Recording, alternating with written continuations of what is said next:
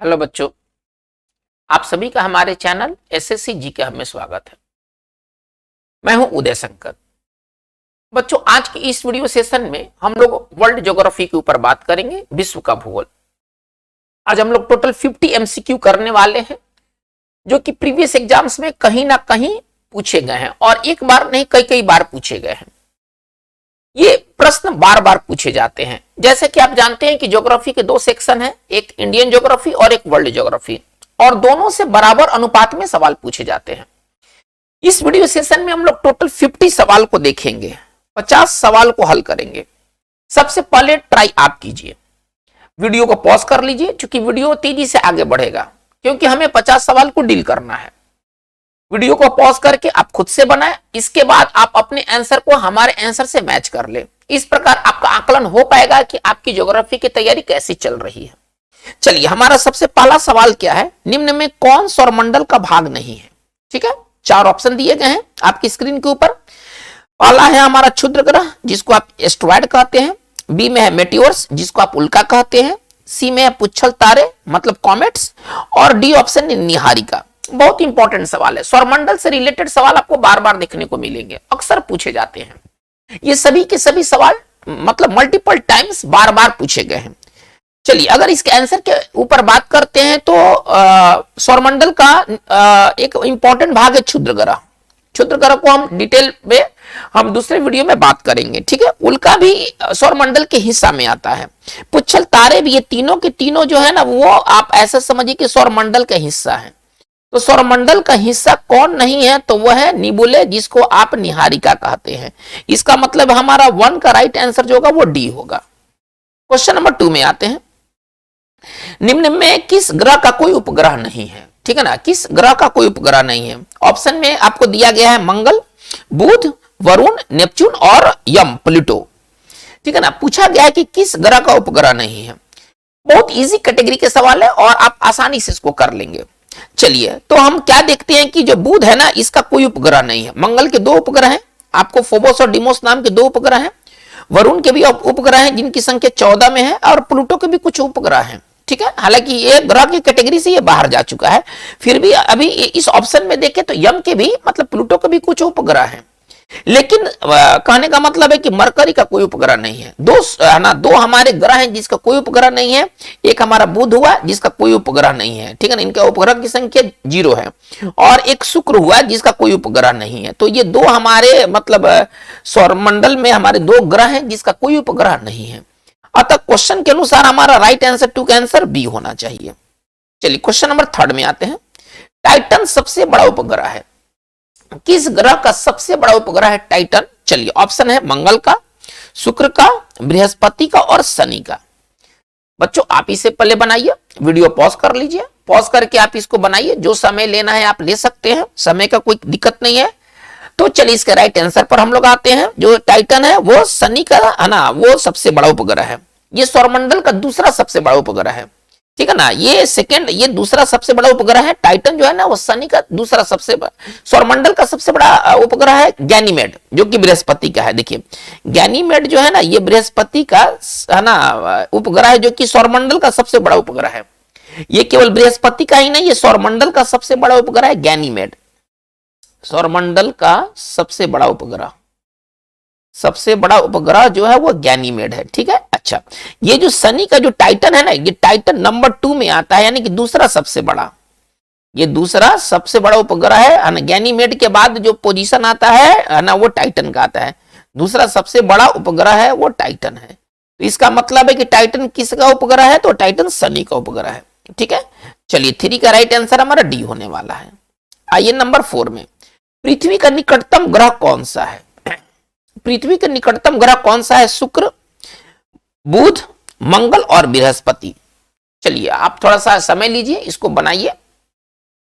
अगर इसके right answer पर पहुंचा जाए तो पृथ्वी का सबसे निकटतम ग्रह जो है वो शुक्र है। ठीक है ना, हालांकि पृथ्वी के अगर हम नजदीकी के बारे में बात करें तो शुक्र और मंगल दोनों आता है। अगर आप ये समझे, ये बुध हुआ और ये इसके बाद ये आपका शुक्र हुआ, इसके बाद ये पृथ्वी हुआ और इसके बाद ये मंगल हुआ। लेकिन जो शुक्र है ना, वो पृथ्वी से नजदीक है मंगल के मुकाबले। अगर हम इसको मंगल मान लेते हैं थोड़ी देर के लिए, ये हमारा पृथ्वी हो गया, ठीक है ना, और ये हमारा शुक्र हो गया, और ये हमारा बुध है, ठीक है ना, और फिर बीच में है ना सेंटर में सन है, आप ऐसा समझिए।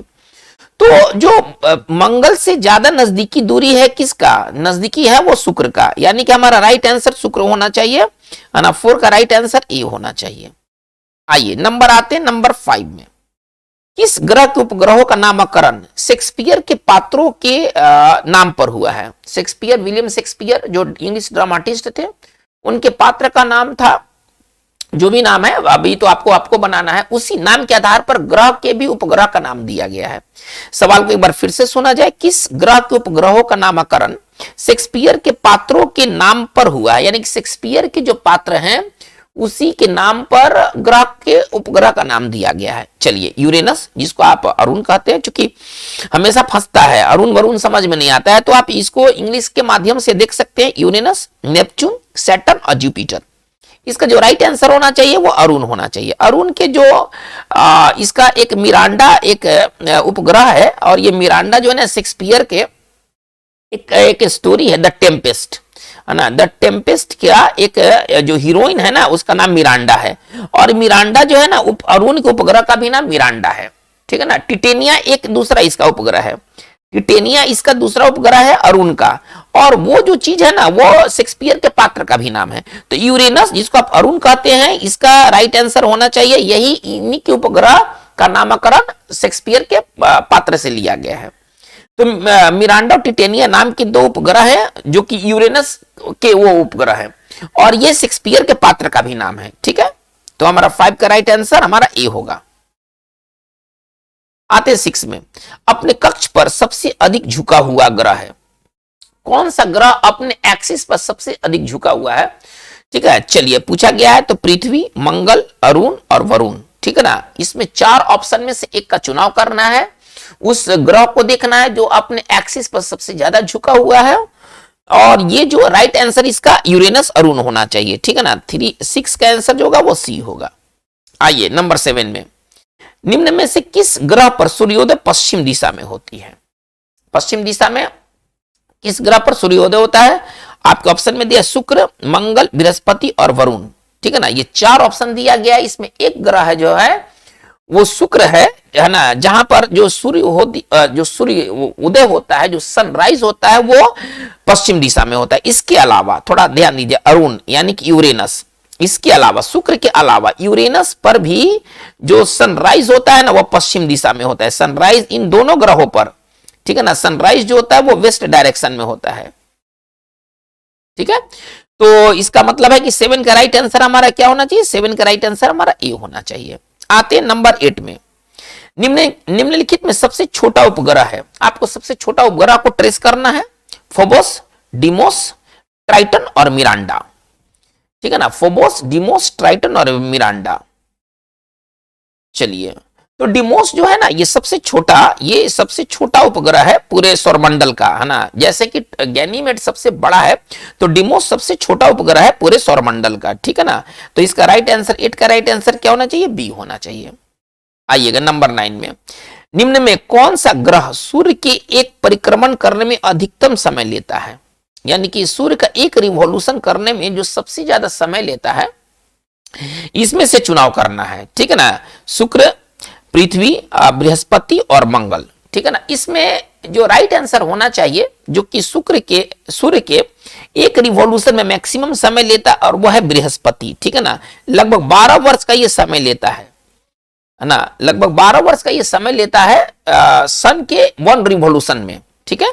तो इसका मतलब हमारा 9 का राइट आंसर होना चाहिए, सी होना चाहिए। पृथ्वी जैसे कि आप जानते हैं 365 दिन है, जो शुक्र है वो 225 दिन है, ठीक है ना, और मंगल जो है वो 687 दिन है। इसका दिन ऐसे ऐसे है।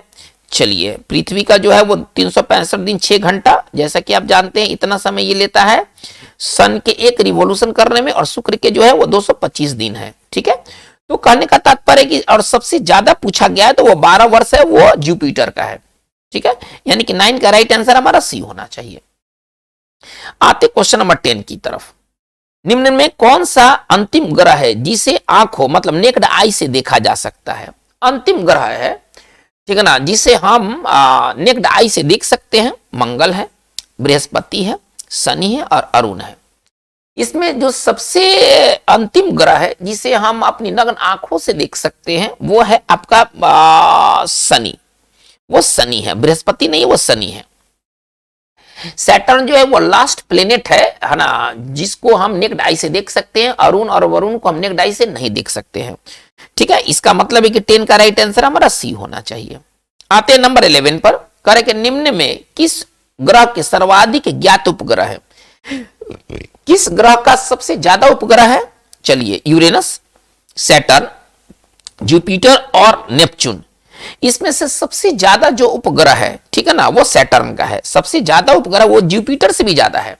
जुपिटर का जो है वो ज्ञात जो है वो अभी 79 है, जबकि इसका जो ज्ञात है 80 प्लस में है। इसका जो अभी शनि का जो हमारे पास जो ज्ञात जो सैटेलाइट्स है उसकी संख्या 80 प्लस है। यानी कि शनि का सबसे ज्यादा उपग्रह है। मैक्सिमम नंबर ऑफ जो मून्स हैं वो शनि के पास है। यानी कि हमारा 11 का राइट आंसर हमारा बी होना चाहिए। आइए क्वेश्चन नंबर 12 में करेंगे, बिग बैंग थियरी के प्रतिपादक थे। बिग बैंग थियरी किसने दिया था? यह ब्रह्मांड की उत्पत्ति से संबंधित नियम है, बहुत फेमस है ये बिग बैंग थियरी जो है ना, ये बहुत फेमस लॉ है जो कि ब्रह्मांड की उत्पत्ति से संबंधित है। चलिए, देने वाले थे जॉर्ज लेमैत्रे, है ना, ऑटो सिम्ड, एच.एन. रसेल और लाप्लास। ठीक है ना, ये सारी ये भूगोलवेत्ता थे। तो बिग बैंग थियरी बहुत इंपॉर्टेंट थियरी है और ये यूनिवर्स के उत्पत्ति से संबंधित ये चीज है। इसको जो देने वाले थे, इस नियम के जो प्रतिपादक थे वो जॉर्ज लेमैत्रे थे, जो कि बिग बैंग थियरी को प्रोपाउंड किया था, प्रतिपादन किया था। यानी कि हमारा 12 का राइट आंसर क्या होगा? हमारा 12 का राइट आंसर ए होगा। आइए, निम्न में किन तिथियों को दिन और रात बराबर होते हैं? ठीक है ना, ये सवाल कई बार पूछा गया है, मल्टीपल टाइम्स पूछा गया है, बहुतों बार पूछा गया है। 21 मार्च एवं 23 सितंबर, 22 फरवरी एवं 23 अगस्त, 15 अक्टूबर एवं 23 अप्रैल, 22 जुलाई एवं 22 दिसंबर। ये बहुत आसान चीज है, आपने कई बार इसको देखा होगा, पढ़ा भी होगा और प्रश्न भी इस प्रकार के आपने बनाया होगा।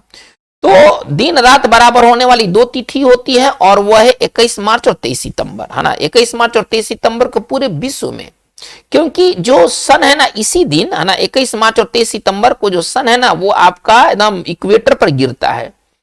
ठीक है ना, इक्वेटर पर गिरता है, विषुवत रेखा पर गिरता है, विषुवत रेखा पर लंबवत रहता है, जिसके कारण यहाँ पर दिन और रात बराबर होते हैं। ठीक है, 21 मार्च और 23 सितंबर। ठीक है ना, इसको इक्विनॉक्स कहते हैं, इसी घटना को कहते हैं इक्विनॉक्स, जिसको आप हिंदी में विषुव कहते हैं।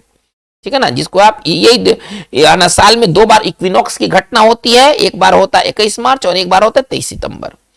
तो हमारा 13 का राइट आंसर हमारा ए होगा। चलिए आगे बढ़ते हैं। दिन और रात जिस कारण होते वो है, किस कारण से दिन और रात होते हैं? भू परिक्रमण, भू परिभ्रमण, पृथ्वी का अक्षीय झुकाव और चंद्रमा का परिक्रमण। तो इसमें जो भू परिभ्रमण होता है, जिसको आप रोटेशन कहते हैं, ठीक है ना, जिसको आप रोटेशन कहते हैं, इसी वजह से ना दिन और रात की घटनाएं घटित होती है। ठीक है ना, चलिए, यानी कि हमारा 14 का राइट आंसर हमारा बी होना चाहिए। आइएगा, नंबर आते हैं 15 में। मौसम बदलने का क्या कारण है? मौसम किस कारण से बदलता है? पृथ्वी का अपने धुरी पर घूमना और सूर्य के चारों चक्कर घूमना। चलिए, पृथ्वी के सूर्य के चारों चक्कर लगाना, पृथ्वी के सूर्य के चारों चक्कर लगाना और अपने अक्ष पर झुका होना। ठीक है, अच्छा, पृथ्वी का अपने धुरी पर चक्कर लगाना और अपने अक्ष पर झुका होना। देखिए, ये मौसम क्यों बदलता है? मौसम बदलता है, इसमें 2 फैक्टर है। पृथ्वी का अपने अक्ष पर झुका होना, एक तो चीज ये है, और दूसरा है कि पृथ्वी के चारों ओर सूरज के चारों तरफ चक्कर लगाना। जैसे जैसे सूरज के चारों तरफ चक्कर लगाता है तो अलग अलग दिशा में सूर्य के अलग अलग पोजीशन होते हैं, जिसके कारण मौसम बदलता है। तो इसका मतलब है कि राइट आंसर हमारा क्या होना चाहिए? पृथ्वी का सूर्य के चारों ओर चक्कर लगाना एवं अपने अक्ष पर झुका होना। ठीक है ना, हमारा 15 का राइट आंसर हमारा सी होना चाहिए। आइए क्वेश्चन नंबर 16 में आते हैं। चंद्र ग्रहण होता है जब? चंद्र ग्रहण कब होता है? चलिए बच्चों, इस सवाल को आपको दिया जाता है। पहले आप चंद्र ग्रहण क्यों होता है पहले आप इसको बनाइए, इसके बाद फिर हम बात करेंगे चंद्र ग्रहण के क्या कारण है। ठीक है ना, चलिए, तो ये सवाल को आपको डील करना है। आप इसको 2-3 सवाल आपको छोड़ा जाएगा, ठीक है ना, उसको आप कमेंट बॉक्स में जरूर आप डालें, है ना। कुछ सवाल आपको दिया जाएगा, आपको होमवर्क के तौर पर एक 16 सवाल को आप जरूर कीजिए, कुछ और सवाल आपको दिया जाएगा जो कि आपको खुद करना है। तो ये 16 सवाल का जो कमेंट बॉक्स में आप इसका आंसर सेंड कीजिए जरूर जरूर। चलिए आते हैं 17 में। निम्न में किस तिथि को पृथ्वी सूर्य के सबसे निकट आ जाती है ना। निम्न में से किस तिथि को पृथ्वी सूर्य के सबसे निकट आ जाती है। इसका जो राइट आंसर होना चाहिए वो राइट आंसर क्या होना चाहिए, पहले आप खुद से पहले आप देखिए इसका राइट आंसर क्या होना चाहिए। 21 जून, 22 दिसंबर, 3 जनवरी और 4 जुलाई। इसका जो राइट आंसर होना चाहिए वो 3 जनवरी को होना चाहिए, ठीक है ना। 3 जनवरी को क्या होता है कि उसको पेरिहेलियन कहते हैं, ठीक है ना। और इसमें क्या होता है कि जो पृथ्वी जो है वो घूमते घूमते वो सूर्य के सबसे नजदीक चली जाती है, ठीक है ना। तो इसका राइट आंसर होना चाहिए 17 का राइट आंसर सी होना चाहिए। आइएगा 18 में। करेक्ट है। निम्न में से किस तिथि को सूर्य मकर रेखा, है ना, ट्रॉपिक ऑफ कैप्रिकॉर्न के ऊपर लंबवत रहता है, ठीक है ना। इस सवाल का जवाब आपको देना है कमेंट बॉक्स में। आप नंबर 16, नंबर 18 सवाल का जवाब जरूर दें, ठीक है। फिर हम लोग इसके आंसर पर बाद में बात करेंगे। आते हैं नंबर 19 में। चंद्रमा का कितना प्रतिशत भाग पृथ्वी से छिपा रहता है। चंद्रमा का कितना प्रतिशत भाग पृथ्वी से छिपा रहता है। 41% भाग, 47% भाग, 53% भाग और 59% भाग।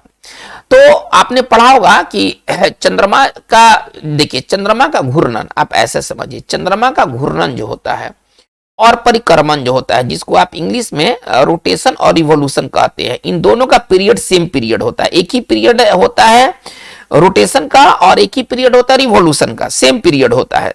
चंद्रमा के घूमने का सेम पीरियड होता है, इसके घूर्णन और परिक्रमण का सेम पीरियड होता है, जिसके कारण चंद्रमा का एक ही तरफ का भाग हमें दिखाई देता है। तो चंद्रमा का 59% दिखाई देता है, दिखाई देने वाला भाग जो है ना वो 59% है, ये 59% दिखाई देता है। तो कितना परसेंट छिप गया यहां से आप निकाल सकते हैं। तो 21%, 41% भाग छिपा होता है, 48% भाग छिपा हुआ होता है। तो इसका मतलब है कि इसका राइट आंसर क्या होना चाहिए, ए होना चाहिए। 19 का राइट आंसर ए होगा। चलिए आते हैं नंबर 20 में। शांति सागर स्थित है, जिसको आप इंग्लिश में कहते हैं sea of tranquility. Sea of tranquility कहां स्थित है। मंगल पर, चंद्रमा पर, सूर्य पर और बृहस्पति पर।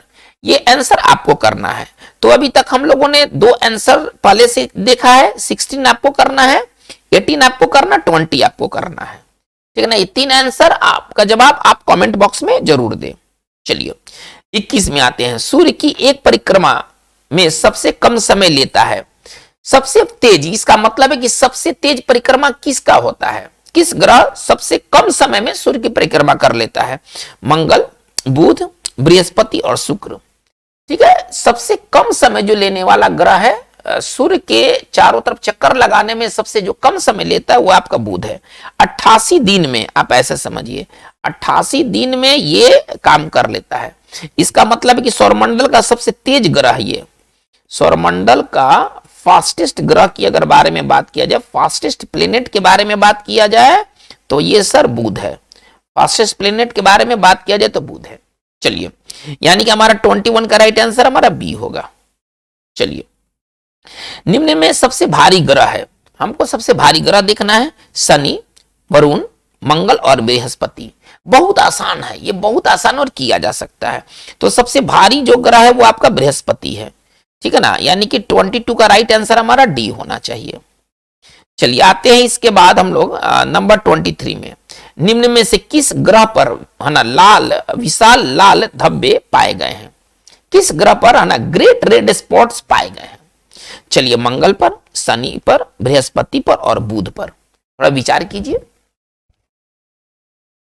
एक बार फिर से सवाल को देखा जाए। निम्न में से किस ग्रह पर विशाल, है ना, लाल धब्बे पाए गए हैं। मंगल पर, शनि पर, बृहस्पति पर और बुध पर। तो इसका राइट आंसर होना चाहिए बृहस्पति पर, ठीक है ना। बृहस्पति पर आपको ग्रेट रेड जायंट्स मिले हुए हैं, ग्रेट रेड जायंट्स मिले हुए हैं। यानी कि हमारा राइट आंसर क्या होना चाहिए, 23 का राइट आंसर सी होना चाहिए। आइएगा 24 में। सौरमंडल का सबसे बड़ा उपग्रह है, अभी थोड़ी देर पहले बात किया गया था बच्चों। ये बहुत इंपॉर्टेंट प्रश्न है और ये प्रश्न कई बार पूछा गया है। टाइटन, गैनीमेड, ट्राइटन और यूरोपा। तो इसका जो राइट आंसर होना चाहिए वो गैनीमेड होना चाहिए, ठीक है ना। गैनीमेड जो बृहस्पति का जो उपग्रह है, ये आप ऐसे समझिए, ये मतलब सौरमंडल का, ये केवल बृहस्पति का ही नहीं, पूरे सौरमंडल का सबसे बड़ा उपग्रह है और उसका नाम है गैनीमेड। यानी कि 24 का राइट आंसर हमारा क्या होना चाहिए, बी होना चाहिए। आइएगा 25 में, निम्न में कौन सा पार्थिव प्लेनेट नहीं है, पार्थिव ग्रह नहीं है। पूछा गया कि निम्न में से कौन सा पार्थिव ग्रह नहीं है। मंगल नहीं है, शनि नहीं है, बुध नहीं है और शुक्र नहीं है। तो इसका जो राइट आंसर होना चाहिए, जो कि पार्थिव ग्रह में नहीं आता है, वो आपका शनि नहीं है ना। ये जोवियन प्लेनेट में आता है। शनि जो होता है ना, वो जोवियन प्लेनेट में आता है। दो तरह का प्लेनेट आपको पढ़ना है, ठीक है ना। एक जोवियन प्लेनेट, ये जोवियन प्लेनेट वैसे होते हैं जो कि आकार में, संरचना में, है ना, ये बृहस्पति के समान होते हैं। और जो चार हो गए ना, वो टेरेस्ट्रियल प्लेनेट, जिसको पार्थिव प्लेनेट भी कहते हैं। टेरेस्ट्रियल ये प्लेनेट कहलाते हैं। जो चार है ना, शुरू के जो चार हैं, वो टेरेस्ट्रियल प्लेनेट कहलाते हैं। इसमें कौन कौन आता है? टेरेस्ट्रियल प्लेनेट में आता है बुध, इसके बाद आता है शुक्र, इसके बाद आता है पृथ्वी और इसके बाद आता है मंगल। ये ठोस होते हैं, ठीक है ना। इनका घनत्व ज्यादा होता है, हालांकि इनके जो उपग्रह की संख्या कम होती है या नहीं होती है। जैसे कि देखिए ना, शुक्र के और बुध के तो कोई उपग्रह ही नहीं है, पृथ्वी का एक उपग्रह है और मंगल के दो उपग्रह है। जोवियन प्लेनेट ये गैसियस प्लेनेट होता है, ठीक है ना, ये गैसियस प्लेनेट होता है। इनके उपग्रह की संख्या अपेक्षाकृत ज्यादा होती है, ठीक है। अब जोवियन प्लेनेट में कौन कौन आ जाएंगे? तो इसमें आ जाएंगे बृहस्पति आ जाएंगे, शनि आ जाएंगे, ठीक है ना, अरुण और वरुण आ जाएंगे, अरुण और वरुण आ जाएंगे। इसका मतलब है कि हमारा राइट आंसर क्या होना चाहिए? हमारा 25 का राइट आंसर हमारा बी होना चाहिए। 25 का राइट आंसर हमारा बी होगा। आइए 26 में, आकार के आधार पर ग्रहों का सही क्रम क्या है ना। आपको देखना है, घटते हुए क्रम में देखना है, ठीक है ना। चलिए, बृहस्पति शनि वरुण अरुण, ठीक है ना। बृहस्पति शुक्र शनि अरुण, बृहस्पति शनि अरुण वरुण, और बृहस्पति मंगल शनि अरुण। इसमें हमें को देखना है कि राइट आंसर, तो देखिए बृहस्पति और शनि ये तो हमारा सही करेक्शन है, बृहस्पति शनि ये सही है। अब हमको देखना है कि अरुण या वरुण, ठीक है ना। तो चलिए, तो वरुण सबसे हमको घटते क्रम में देखना है, ठीक है ना, कि सबसे घटते क्रम में कौन है। अब ये सवाल आपको छोड़ा जाता है, आप पर छोड़ा जाता है, सब कुछ यहां नहीं होगा, आज सब कुछ नहीं होगा। सवाल कुछ आप पढ़िए, कुछ अगर आपको लगता है कि आप जवाब दे सकते हैं, आपको हिंट दे दिया गया है कि ये ए और सी में दो में एक होना चाहिए। अब कौन होना चाहिए, जवाब आपको देना है, ठीक है ना। आधा काम कर दिया गया, 50% काम डन है, 50% काम आपको छोड़ा गया है। यानी कि 26 का आपसे आंसर डिमांड किया गया है। आप जरूर कमेंट बॉक्स में 26 का आंसर दें। आइएगा नंबर 27 में, निम्न में किस ग्रह का सर्वाधिक तापांतर है। तापांतर मतलब डिफरेंस ऑफ टेम्परेचर, दिन और रात के टेम्परेचर सबसे ज्यादा किसका है ना। तो बुध का, शुक्र का, वरुण का और बृहस्पति का। इसमें जो राइट आंसर होना चाहिए वो बुध होना चाहिए, ठीक है ना। बुध जो है ना, देखिए इसका रात जो होता है ना, बर्फीली होता है। रात क्या होता है? बर्फीली होता है। और दिन तो एकदम सन के एकदम निकट है, तो दिन इसका एक्सट्रीमली हॉट होता है, एकदम दिन एकदम हॉट होता है। तो इस प्रकार से तापांतर जो है ना, इसमें सबसे ज्यादा देखने को मिलता है। तापांतर जो टेम्परेचर जो डिफरेंस है, सबसे ज्यादा देखने को मिलता है बुध के ऊपर। यानी कि 27 का राइट आंसर हमारा ए होना चाहिए। आइए नंबर 28 में, निम्न में कौन सा ग्रह आकार, घनत्व एवं व्यास में पृथ्वी के लगभग बराबर है। चलिए, स्क्रीन पर 4 ऑप्शन है, शुक्र, मंगल, बुध, इनमें से कोई नहीं। आपको यह करना है, आपको देखना है।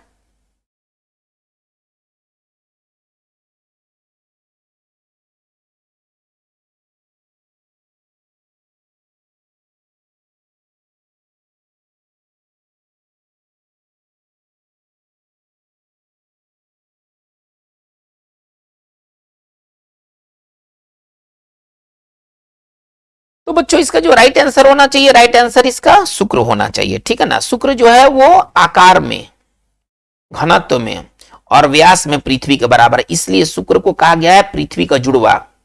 इसलिए इसको कहा गया है पृथ्वी का जुड़वा कहा गया है, ठीक है ना। इसी वजह से, चूंकि दोनों एक समान है, इसलिए इसको पृथ्वी का बहन भी कहा गया है, ठीक है ना। इसको दो नाम दिया गया, पृथ्वी का जुड़वा, पृथ्वी का बहन।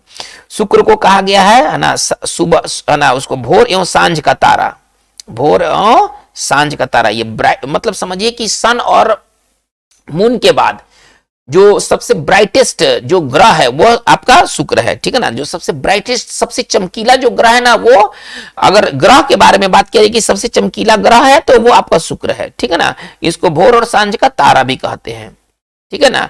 और ये पृथ्वी के आकार, घनत्व और व्यास में लगभग बराबर है, इसलिए इसको पृथ्वी का जुड़वा या पृथ्वी का बहन भी कहा जाता है। यानी कि हमारा 28 का राइट आंसर हमारा ए होने वाला है। आइएगा 29 के ऊपर देखते हैं। 29 का आंसर क्या है? किस वर्ष यम यानी कि प्लूटो से ग्रह का दर्जा छीन लिया गया था? वर्ष बताना है आपको। 2000 ईस्वी में, 2006 ईस्वी में, 2012 ईस्वी में, इनमें से कोई नहीं। इसका जो राइट आंसर होना चाहिए वो 2006 ईस्वी होना चाहिए, ठीक है ना। 2006 में क्या हुआ था कि पृथ्वी यम से यानी कि प्लूटो से ग्रह का दर्जा ले लिया गया था। यानी कि 2006 के बाद से जो ये जो प्लूटो है ना, ये बौना ग्रह है ना। अब क्या स्थिति है? अब प्लूटो की क्या स्थिति है? ग्रह का तो दर्जा छीना गया, तो क्या इसको दर्जा दिया गया? ड्वार्फ प्लेनेट, जिसको आप इंग्लिश में कहते हैं ड्वार्फ प्लेनेट, ठीक है ना। मतलब जिसको आप बौना ग्रह का भी नाम दे सकते हैं। अब यह बौना ग्रह के नाम से जाना जाता है, ठीक है। यानी कि हमारा 29 का राइट आंसर हमारा बी होना चाहिए। आइएगा 30 में। निम्न में से किस ग्रह को लेटा हुआ ग्रह भी कहते हैं? ठीक है ना। चलिए, शनि, अरुण, वरुण और बृहस्पति। बहुत आसान है, इसको एकदम आसानी से किया जा सकता है, ठीक है ना। चूंकि देखिए अरुण का सबसे ज्यादा ये अपने अक्ष पर झुका हुआ है, और इतना झुका हुआ है कि ये मतलब 98 डिग्री पर ये झुका हुआ है, ठीक है ना। 98 डिग्री पे एक तरह से लेट गया है ना, एक तरह से ये लेट गया। 98 डिग्री पर झुके होने के कारण एक तरह से लेट गया है, अतः अरुण को लेटा हुआ ग्रह भी कहते हैं, ठीक है ना। लेटा हुआ ग्रह किसको कहते हैं? अरुण को कहते हैं। यानी कि 30 का राइट आंसर हमारा क्या होना चाहिए? बी होना चाहिए। आइए 31 में। निम्न में से कौन एक जोवियन प्लेनेट नहीं है? देखिए, अभी आपको जोवियन प्लेनेट का बारे में बताया गया। जोवियन प्लेनेट गैसीय होते हैं, हल्के होते हैं, ठीक है ना। इनकी मून्स की संख्या ज्यादा होती है। चलिए, अब ये जो है आपको बताया गया है कि इसमें से कौन सा जोवियन प्लेनेट नहीं है। तो शनि जोवियन प्लेनेट है, अरुण जोवियन प्लेनेट है, वरुण भी जोवियन प्लेनेट है। तो जोवियन प्लेनेट कौन नहीं है? वो पृथ्वी। पृथ्वी क्या है भाई? ये टेरेस्ट्रियल है ना, इसको आप इंग्लिश में कहिए है ना, टेरेस्ट्रियल प्लेनेट, पार्थिव, जिसको आप ग्रह कहते हैं। इसको आप हिंदी में क्या कहते हैं? पार्थिव ग्रह कहते हैं।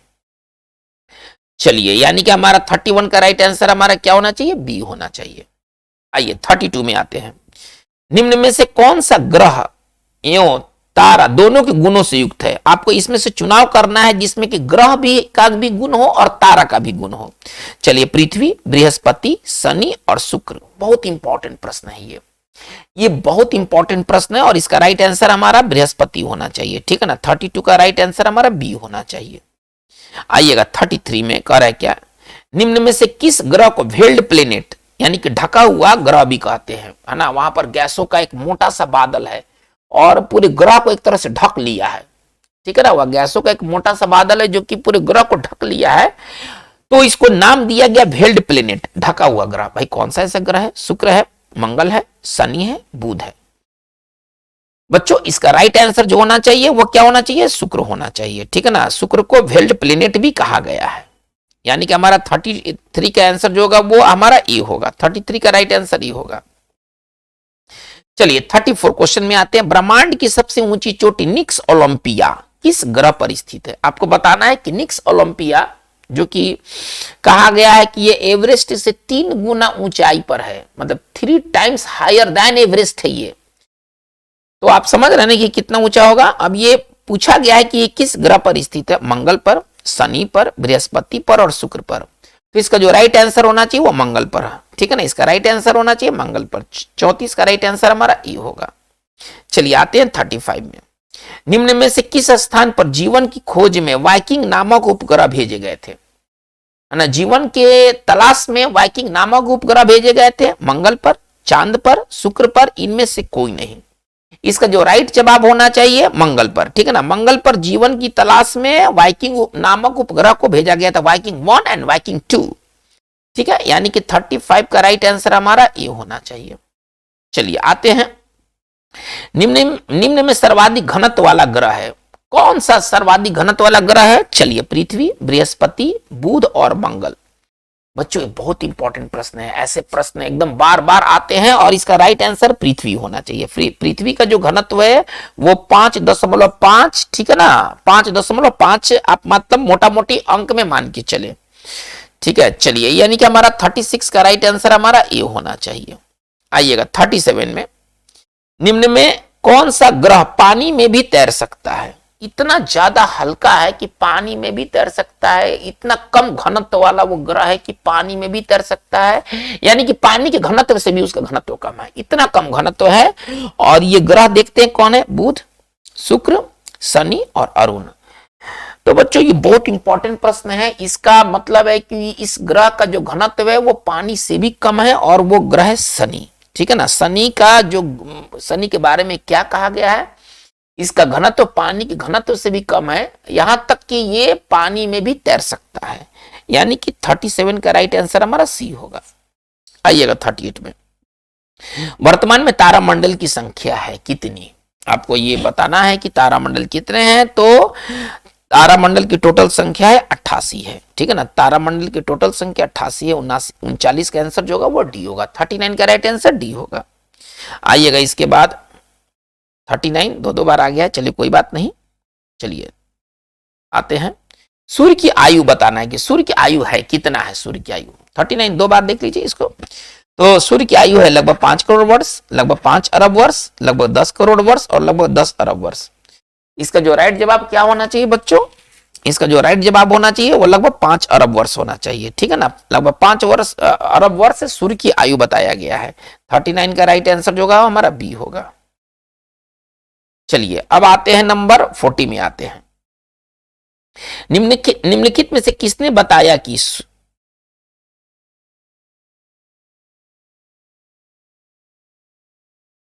37 के बाद ये 38 होना चाहिए था, सॉरी।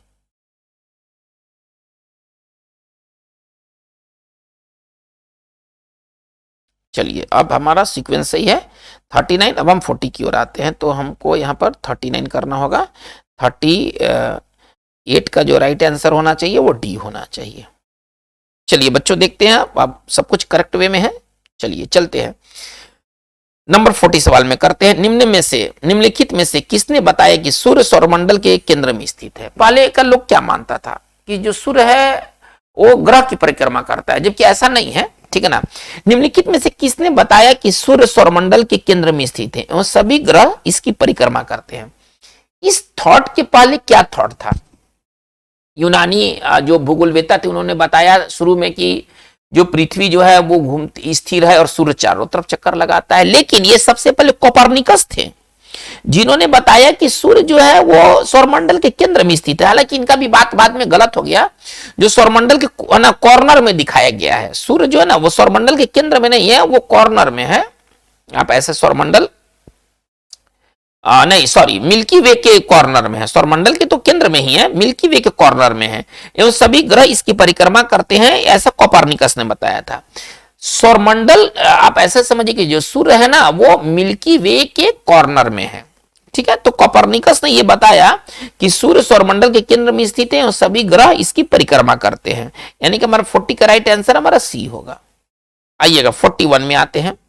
निम्न में किन ग्रहों के बीच क्षुद्र ग्रह पाए जाते हैं? जो एस्टेरॉयड है वो कहां पाए जाते हैं? मंगल एवं बृहस्पति के बीच, अरुण एवं वरुण के बीच, पृथ्वी एवं मंगल के बीच, पृथ्वी और सूर्य के बीच। इसका राइट जवाब होना चाहिए मंगल और बृहस्पति के बीच। इसका राइट जवाब होना चाहिए मंगल और बृहस्पति के बीच। 41 का राइट आंसर ये होना चाहिए। आइएगा 42 में। सिरेस सबसे बड़ा है, क्या है सिरेस? उल्का है, पुच्छल तारा है, क्षुद्र ग्रह है, निहारिका है। तो इसका जो राइट आंसर होना चाहिए है ना, सिरेस सबसे बड़ा क्षुद्र ग्रह है, सबसे बड़ा एस्टेरॉयड है ये, है ना। ये क्षुद्र ग्रह को इंग्लिश में आप एस्टेरॉयड कहते हैं, तो सिरेस क्या है ना, ये सबसे बड़ा एस्टेरॉयड है, यानी कि हमारा 42 का राइट आंसर हमारा सी होना चाहिए। आइएगा 43 में। चंद्रमा से आसमान देखने पर कैसा दिखाई देगा? अगर चंद्रमा से आसमान को देखा जाए तो आसमान कैसा प्रतीत होगा? सवाल पूछा गया नीला, काला, लाल और हरा। तो इसका जो राइट आंसर होना चाहिए वो काला होना चाहिए, ठीक है ना। इसका जो राइट आंसर होना चाहिए वो काला होना चाहिए। 43 का राइट आंसर हमारा बी होगा। आइएगा इसके बाद 44 में आते हैं। एक प्रकाश वर्ष का मान कितना है? मान पूछा गया कि एक प्रकाश वर्ष का मान है, ठीक है ना। 4 ऑप्शंस आपको दिए गए हैं, इस पर आप विचार करें और इसका जो राइट जवाब होना चाहिए वो बी होना चाहिए। इसका जो राइट जवाब होना चाहिए वो बी होना चाहिए। 9.461 इंटू 10⁻12 किलोमीटर, यानी कि एक मतलब समझिए प्रकाश वर्ष क्या होता है, यानी कि साल भर में जितना प्रकाश ट्रैवल किया है ना। अब बताइए कि आप लाइट का जो स्पीड है वो है 3 लाख मीटर पर सेकेंड है, इस हिसाब से वो साल में कितना ट्रैवल करेगा, तो उसका मान है 9.461 इंटू 10⁻12 किलोमीटर। चलिए, यानी कि हमारा 44 का राइट आंसर क्या होना चाहिए, बी होना चाहिए। आइएगा 45 में, करें कि एक ब्रह्मांड वर्ष कॉस्मिक ईयर कितने वर्ष का होता है। हम एक 1 कॉस्मिक ईयर को कितना मानते हैं, लगभग 25 करोड़ वर्ष, लगभग 250 करोड़ वर्ष, लगभग 15 करोड़ वर्ष, लगभग 150 करोड़ वर्ष। देखिए कॉस्मिक ईयर क्या होता है ना, सूर्य, आप ऐसा समझिए सूर्य को सौरमंडल का चक्कर लगाने में जितना समय लगता है, ठीक है ना, वो लगभग 25 करोड़ वर्ष लगता है, और उसी को कहते कॉस्मिक ईयर, उसी को कहते कॉस्मिक ईयर। यानी कि हमारा 45 का राइट आंसर हमारा ए होने वाला है। आइएगा 46 में, करें कि निम्न में से किस ग्रह का घूर्णन काल है ना, यानी कि पीरियड ऑफ रोटेशन परिक्रमण काल से ज्यादा होता है। बताइए कि परिक्रमण काल हालांकि ज्यादा होना चाहिए, घूर्णन काल से परिक्रमण काल ज्यादा होना चाहिए, लेकिन कहने का तात्पर्य है कि इसका जो घूर्णन काल है वो परिक्रमण काल से ज्यादा है। तो ऐसा केवल और केवल किसका है भाई, थोड़ा सा देखा जाए, जिसका पीरियड ऑफ रोटेशन जो है वो रिवोल्यूशन से ज्यादा है। तो पीरियड ऑफ रोटेशन जो है वो 243 डेज है, 243 डेज है। आप पीरियड ऑफ रिवोल्यूशन कितना है, 225 डेज है। क्या अनुमान किया जा सकता है ऐसा कौन सा ग्रह होगा, तो ऐसा ग्रह है शुक्र, ठीक है ना, ऐसा ग्रह है शुक्र। चलिए, यानी कि हमारा 46 का राइट आंसर हमारा बी होगा। आइएगा 47 में, खगोलीय इकाई होती है भाई, खगोलीय इकाई क्या है, एस्ट्रोनॉमिकल यूनिट क्या है, तो एस्ट्रोनॉमिकल यूनिट है सूर्य से पृथ्वी के मध्य की औसत दूरी, पृथ्वी से चंद्रमा के मध्य की औसत दूरी, पृथ्वी से अन्य ग्रह की मध्य की औसत दूरी, और इनमें से कोई नहीं। बच्चों इसका जो राइट आंसर होना चाहिए वो क्या होना चाहिए, आप गेस कर रहे हैं क्या, तो सूर्य से पृथ्वी की जो औसतन दूरी होती है वो कहलाता है एस्ट्रोनॉमिकल यूनिट, है ना। एस्ट्रोनॉमिकल यूनिट क्या होता है, पृथ्वी और सूर्य के बीच की जो दूरी होती है वो एस्ट्रोनॉमिकल यूनिट कहलाता है। यानी हमारा 47 का राइट आंसर क्या होगा, ए होगा। आइएगा 48 में, एक निश्चित आकार में व्यवस्थित ताराओं के समूह कहलाता है ना। एक निश्चित पैटर्न में जो तारे जो स्थित होते हैं, ठीक है ना, तो ये तारे क्या कहलाते हैं, आकाशगंगा कहलाते हैं, नक्षत्र कहलाते हैं, एंड्रोमीडा कहलाते हैं, सौरमंडल कहलाते हैं, ठीक है ना। इसका जो राइट आंसर होना चाहिए वो नक्षत्र होना चाहिए, ठीक है ना। और टोटल नक्षत्र की संख्या कितनी है, अभी वर्तमान समय में टोटल नक्षत्र की संख्या जो है वो 27 है। तारामंडल जो है वो 88 है, और जो नक्षत्र है वो कितने हैं, वो 27 है। यानी कि हमारा 48 का राइट आंसर क्या होना चाहिए, बी होना चाहिए।